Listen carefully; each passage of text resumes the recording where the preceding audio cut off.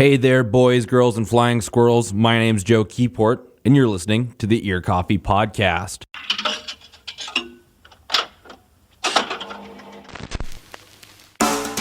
For the first official episode of 2019, I caught up with Alex, Nathaniel, and Robert of the band Twin Lakes just before a show in early December. This band released one of my favorite EPs of last year. Stag is full of dense and beautiful melodies that are supported by driving rhythms woven together to tell compelling stories. One song in particular that Robert and I touch on is my favorite track from this EP, Eleanor. I learned through my interview that he wrote that song as a letter to a future daughter whom he hopes to name Eleanor. Twin Lakes is currently working on a follow-up to their Stag EP. In my interview, we discussed the process that went into that record. But before we get into that interview, could you please rate and review the Ear Coffee Podcast? The higher our rating and the more reviews we get allow us to stand out against the sea of other music podcasts and help us shine a light on what's going on in the Minnesota indie and underground music scene. So, without further ado, here's my interview with Twin Lakes on the Ear Coffee Podcast. All right, would you guys just want to introduce yourself, tell me who's here? Yeah, sure. So, Robert, Alex, and myself, Nate. All right, so you guys are about to go on stage. Have you played yet at Caydence, or are you about to? No, we haven't played yet. Yep. Sounded like there was a mix of scheduling scenarios that played out, so we're going to go on second. Okay. How are you feeling about the show, even though it seems like times are a little messed up, but how are you feeling about going on stage in a little bit? Feeling really good about it. I think the lineup really fits it. We kind of made our set more to flow with the other bands that are playing tonight. It seems like it's more of a folk sort of night, so it's called Folk It. Yeah, I think the set's gonna be good, and I think we're really well prepared for it. Because you played at the Amsterdam in November, and I noticed there, even though you like the EP and the single you just put out, that's more acoustic focused. I saw you guys playing a little more of an electric set. Do you guys tend to vary instrumentation and stuff like that and songs based on the bands you're playing with, or is it just kind of how the night's feeling? I think we've gone to a scenario, at least currently, where Robert's writing like some more rockier stuff. And we are all kind of rock fans, so it's kind of lent pretty easily to our energy that we have on stage. So I think we have the option to shift some things around, since the EP and the single kind of lend to more of a relaxed folk coffee shop feel, and then some of the other like heavier, rockier ones are a little different, but can play to a variety of audience as well. Yeah, so before we get too much into the music, I wanted to talk about the band a little bit. Tell me how you guys formed and kind of the stuff that led up to that debut EP.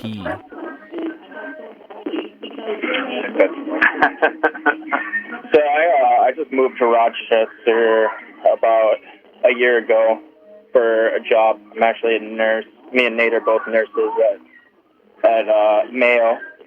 And we worked on the same unit, and Nate kind of asked me, he's like, what do you like to do? And I was like, I like to rock climb. And Nate was kind of like, yeah, fuck that. And then he's like, what else do you like to do? I was like, I like to write songs. He's like, oh, really? He's like, what? And sent him some demos here and there, and he was just like, yeah, we need to get this out there. And we jammed for a little bit. I taught myself drums a couple of years ago, and I was like, that's kind of what I do to unwind. Why don't we have you come over if you want to jam? I mean, I can get on pretty much whatever instrument. I had a few different instruments at my place, so it's like, I'll play drums, we'll jam these out, see how they feel. We're really, really vibing. Felt like it was pretty effortless. So we just kind of started having a conversation about how serious are we? Do we want to make this a thing? And it was as simple as just kind of mentioning on social media what we had going, and if anybody in the area was interested. And that's how we were lucky enough to find out about Mr. Ortberg, Alex. Jammed with him a few different times, met with him at a coffee shop, asked if he was down with the idea and the vision, and he was. So we just started jamming. We're like, yeah, this works. let's make it a thing. Definitely pulled a lucky card on Alex, though. No doubt. So you guys haven't been a band then very long. No, a little over a year. A little over a year. Not even. No, we've been a band since like end of January. Almost 10 years now. That's crazy, because I know when I was just trying to do what little research I could on you guys, I noticed the hype that was surrounding some of your stuff. Like, I found a write-up on Z-Rock 1077, and then when you reached out about the single, or not the single, the EP in August, you had mentioned that you've gotten some playtime on the current.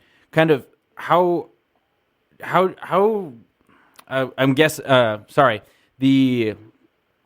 did you find such a, is it just kind of luck that you found such a quick support, or is there a scene in Rochester that just is very embracing of new acts?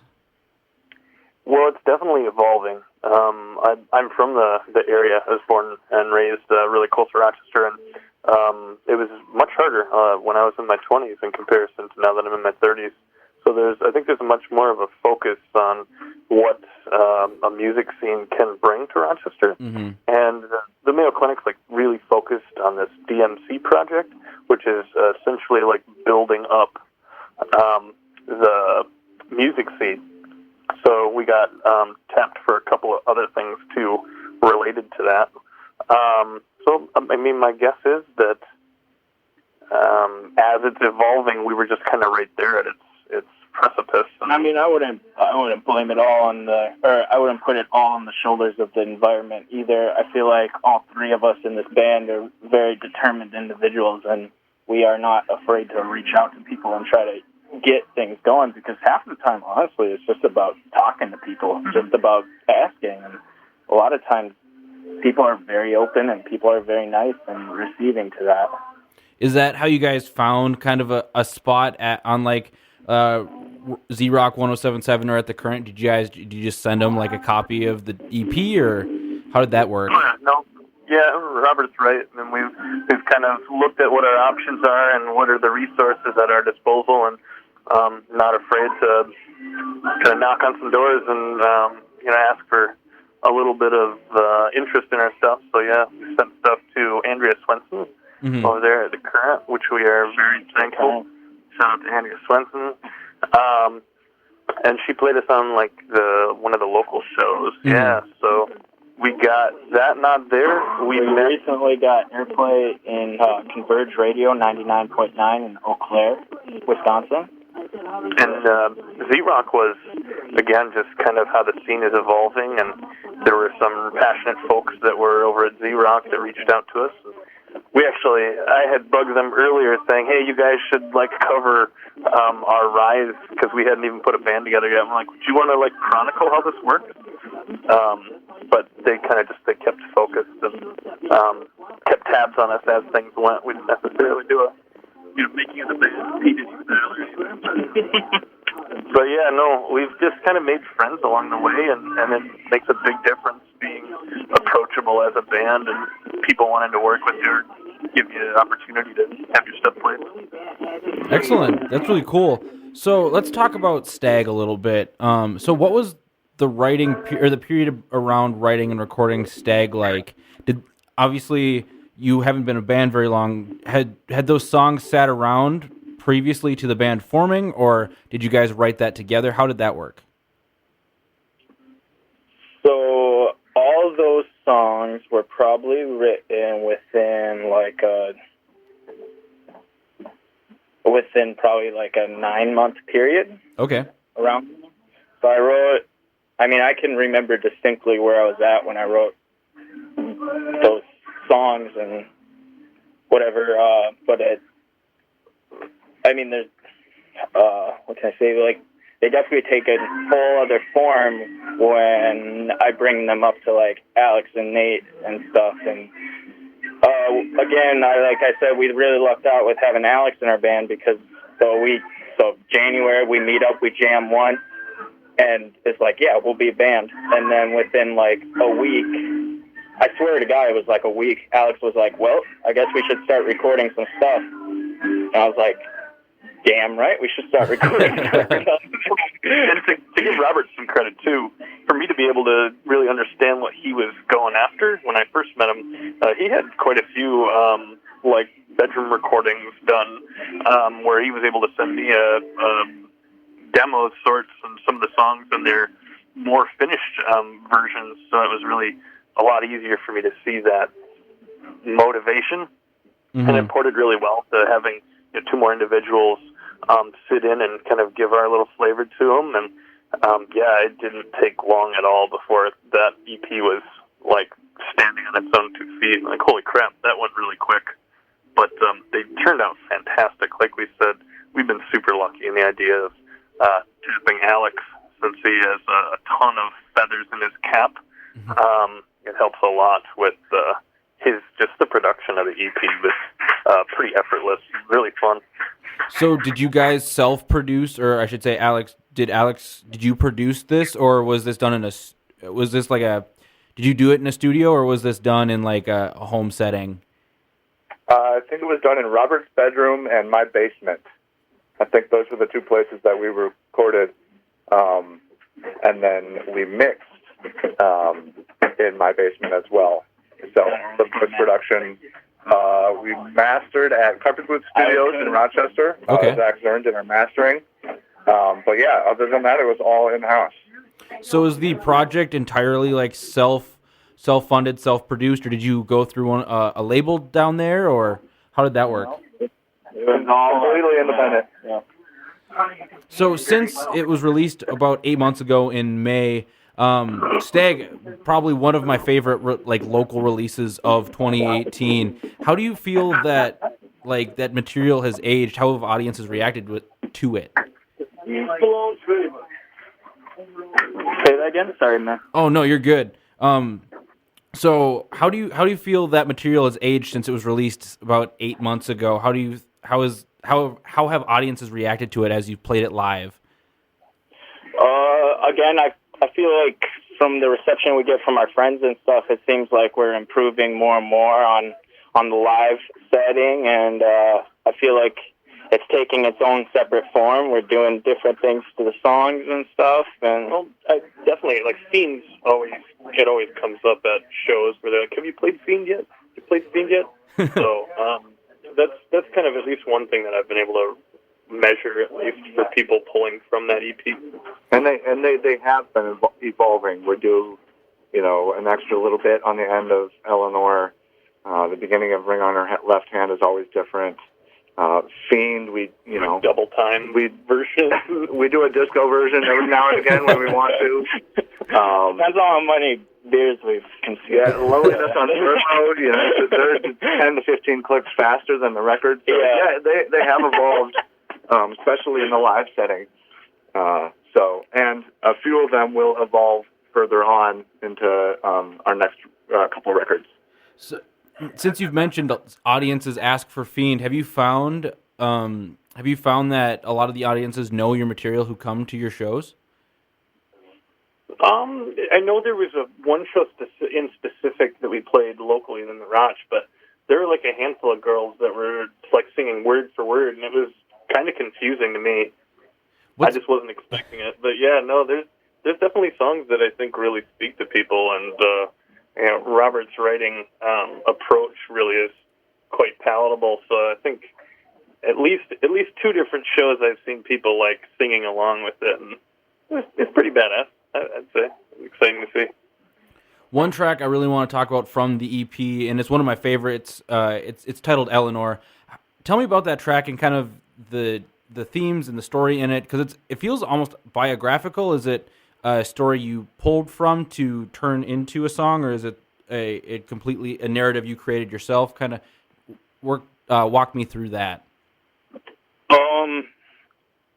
So when I wrote Eleanor, I was kind of, I moved from like 4 hours away into a state that I'm not even from, far away from my family and stuff. And I guess, so I was kind of missing my parents, and I realized how much I relied on my parents and stuff, and how much of their like advice and their words kind of stuck with me and stuff. And so I kind of always thought that I'd name my daughter Eleanor. Mm-hmm. And so I kind of wrote this from like the the future tense, that I was kind of writing this song for her and kind of letting her know that, like, someday I might be out of your life, but the words that I have shared with her will still be with her. Oh, that's really cool. That makes the chorus makes so much more sense. It's like a letter from the past to the future. Yeah, exactly. Yeah, dead on, man. So, moving forward. So, a few days ago, you released a split single with My Grandma's Cardigan. Kind of, how did you guys get connected with them and put out that split? So they're huge fans of ours. No, it's quite opposite actually. We met them. God, how did we meet them? Just a random happenstance. I think we played a show with them. Yeah. I'd always go to this music shop because he'd get this guy would change my strings a lot, and eventually he offered us. He was like, "Hey, you're in a band, right?" And I was like, "Yeah." I was like, "You're in a band too, right?" He's like, "Yeah, I'm actually playing the show here, and they need another band." It was a benefit for a lady that got cancer and stuff, and so it's just kind of interesting that they were the ones that kind of hooked us up with our first show, and so. And we actually ended up being pretty big fans of theirs. Got to watch them play a couple times, and I've sought them out at different shows that we aren't playing with them. And just whenever they played with us, a few of our fans have said, "Oh man, those guys are really good." So it's been a lot of fun. Did you catch that we did a little streaming event with them? I unfortunately had to miss the streaming event, but I saw that you guys were doing something like that. That was fun. They came up with the idea. Yeah. How did that event go? I thought it was pretty fun. I mean, again, they just said, "Why don't we do a house party?" And I was like, "Well, if everybody wants to do it, cool." I just thought it was going to be us and their band, but we ended up with Joe Hunt and Amanda J on that little gig as well. And man, if you haven't heard those two, they're pretty impressive musicians as well. And then just to wrap things up, what does the end of 2018, beginning of 2019 look for the band? I know you mentioned that you guys are working on some more rock-oriented tunes and stuff like that. Are you guys working on a full length, or do you got any potential tours lined up? Oh, should we leave you hanging? No. So we're actually in the process of recording a full length right now. We've got guitars tracked for maybe 8 or 9 songs. We may be leaving some of those rock songs for another venture. There'll still be some shredding in there, though. Oh, yeah. So we're going to cover all our bases for the next album. We're going to talk about all social issues. But yes, we are in the process of recording our next full length. And tentatively first quarter 2019? Yeah, spring 2019. Yeah. For a release date on that? Release date? Oh man, you're gonna pin us to it. Oh no, we don't have. We're so early in the process. We don't have a specific release date yet. You know what, Joe? Though, when we get a release date, you will be the first one to tell. I tell you what. January 1st, 2019. Just a surprise drop. It's not fully mixed. I think we can do it. We're gonna do it. Got a lot of late nights ahead of us. But this one will also be completely produced in-house. Okay. So we're going to try and do that as much as we can until we just can't bear it anymore, and we have to get into a professional studio. Do you find working in a kind of DIY environment like a house helpful to your workflow, or is that kind of or how does that work? Well, I mean, it can constantly redirection. Constant. It can help and hinder because, actually, you don't have a deadline, which can also help and hinder because you can take as much time as you want on it. You can perfect it, but then again, you can take as much time as you want on it. So maybe it won't get done in as short of a period as you'd like. But I think it's just low stress. We can put, as a band, put as much stress on it as we want, and as we feel is necessary to get the product we want. But a lot of times, I think it's just 3 guys chilling, being silly sometimes. There's definitely some song ideas that we've had, though, that probably, like, if we were in a professional studio, I probably wouldn't bring forward. Yeah, and there are those things where we're not, limited by budget or how many hours the engineer has to be there, right? Because it's my house. I can go to bed at 3 a.m. if I want to after a recording session. So he gets to kick us out whenever he wants. My girlfriend might not like that, but Or the cat. Or the cat. She doesn't like the wub-wubs. Oh. No. She's gotten used to it. But yeah, I enjoy, as the engineer, doing it in-house. And we just think, since we have that capability, we can put our money elsewhere, and produce a music video or, do stuff. I think that's the biggest Go on tour. In my opinion, the idea of doing it in-house and, using everything. I mean, we've done our graphic design in-house. We do a lot of our promoting in-house, production. So I think it's 3 personalities that need to be consulted before a product is released in comparison to anybody and everybody that's involved with a full studio. Well, Joe, I think we're about to go on stage. So yeah. It was a pleasure talking to you tonight. Do you have any last questions or anything? Oh, no, I don't. I was about to wrap it up just so I could give you guys time to get ready to get on stage. But have a good show, guys. Yeah, I appreciate you reaching out to us. And stuff. Yeah. Next time I have an opportunity, I plan on seeing you guys live because I dig the music. Dude, Awesome, yeah, sweet. I look forward to it, Joe. Alrighty. Well, you have a good rest of your night. Yeah, you too. Have a good show. Thanks, man. Right. Yeah. Bye-bye. The Ear Coffee Podcast is a companion to a blog of the same name. You can head to earcoffee.blogspot.com to find articles and interviews of local bands, including a review of the Stag EP. You can find Ear Coffee on social media as well. Just search at Ear Coffee with 3 E's. That's EARCOFFEEE. We're on Facebook, Instagram, and Twitter. My name's Joe Keyport. You've been listening to the Ear Coffee Podcast, and I'll see you next time.